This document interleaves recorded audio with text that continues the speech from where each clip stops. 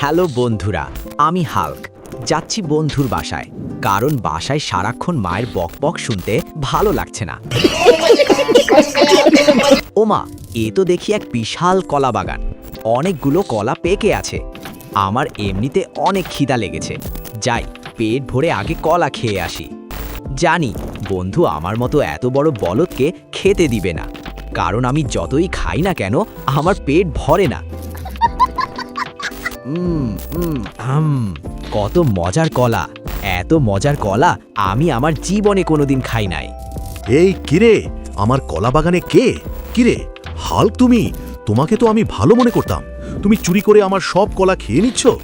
মামা, তোমাকে কি আমি বলেছিলাম আমাকে ভালো মনে করতে? তুমি আমার সব কলা খেয়ে বাগান ফাঁকা করে দিলে।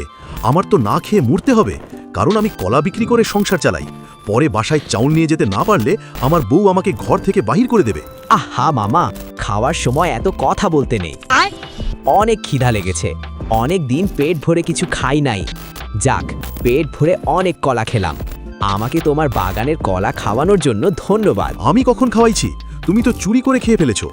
ও হ্যাঁ, আমি আমার বন্ধুর বাসায় যাচ্ছিলাম, বন্ধুর জন্য কিছু কলা নিয়ে যাই। মামা যাই তাহলে, পরের বার বন্ধুকে সহ নিয়ে কলা খেতে আসবো। আরামজাদা সব কলা খেয়ে নিয়েছে, আবার বলতেছে বন্ধুকে নিয়ে আসবে। বন্ধু, কেমন আছিস তুই?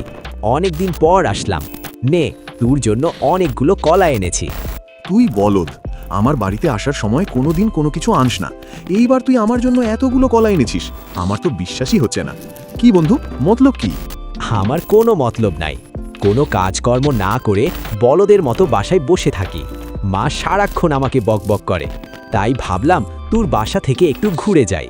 রাস্তায় আসার সময় দেখলাম এক মামা ভ্যান গাড়িতে করে কলা বিক্রি করতেছে, তাই ভাবলাম আমার বন্ধুর জন্য কলা কিনে নিয়ে যাই। আচ্ছা, কত টাকা দিয়ে নিবি? 1 লক্ষ। বন্ধুরা, আমি যে কলা চুরি করে এনেছি এইটা তোমরা আবার কমেন্ট করে আমার বন্ধুকে বলে দিও না, তাহলে কিন্তু ধরা খেয়ে যাব। এই রকম আরো মজার মজার ভিডিও দেখতে চাইলে এখনই লাইক, সাবস্ক্রাইব করো।